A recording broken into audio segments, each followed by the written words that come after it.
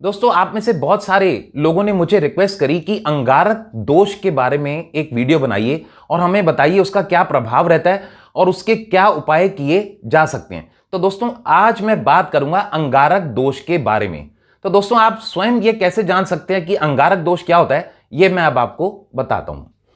दोस्तों, जब कभी भी किसी की भी कुंडली में, लगन कुंडली जो हमारी होती है, उसके अंदर मंगल और राहु एक साथ किसी भी भाव में हो, ये सिर्फ मैंने एग्जाम्पल के लिए फर्स्ट हाउस में लिख दिए हैं, चाहे वो 1 से लेकर के 12 भाव में कहीं भी हो,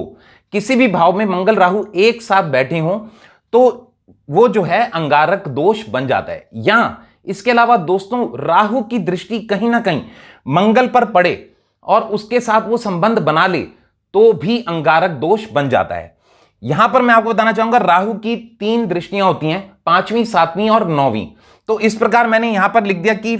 5th हाउस में मंगल है, लगन में राहु बैठा है, 5th हाउस में मंगल है तो भी अंगारक दोष बनता है। एक साथ ये बैठे हैं तो भी बनता है। 7वीं दृष्टि से राहु महाराज अगर मंगल को देखते हैं तो भी अंगारक दोष बनता है। इसके अलावा 9वीं दृष्टि से मंगल को देखेंगे तो भी अंगारक दोष बनता है। दोस्तों, जब कभी भी किसी का भी अंगारक दोष जिस कुंडली में लगा होता है, आप नोटिस कीजिएगा कि उनको कहीं ना कहीं नसों से रिलेटेड, नर्व से रिलेटेड कोई समस्या आती है, या तो निरंतर उनके सर में दर्द रहता है, बार बार बहुत सारे ऑब्स्टेकल्स होते हैं, अननेसेसरी की उनको बदनामी भी सहनी पड़ती है।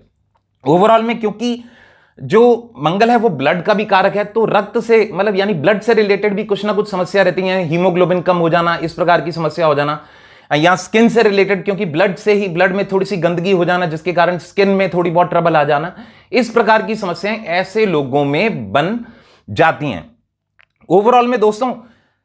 कैरियर के पॉइंट से भी बहुत सारे ऑब्स्टेकल्स उनको मिलते हैं। तो सबसे बढ़िया क्या रहता है दोस्तों, जिनका भी ऐसा लगे कि कुंडली के अंदर मंगल राहु का अंगारक दोष बना हुआ है और इस प्रकार की समस्याएं आ रही हैं, तो ऐसा कहा गया कि राहु हमारे घर में वो स्थान होता है जहां पर धुआं उठता हो, और धुआं कहां उठता है दोस्तों, हमारी रसोई में। तो जितने भी लोगों को ऐसा लगता है कि उनका मंगल राहु का अंगारक दोष बना हुआ है, तो उनके लिए बहुत बढ़िया यह रहेगा कि वो दिन में जितनी बार मुमकिन हो सके तो थोड़ा सा खाना यानी रसोई में जरूर खाएं। ऐसा नहीं कि पूरी प्लेट वहीं रख करके खानी है, एटलीस्ट कुछ भी खाना बनाए, सुबह की चाय है तो 1 बिस्किट वहीं डुबो करके खा लिया, दोपहर का खाना है तो राजमा चावल बने हैं तो 1 आधा चम्मच वहीं से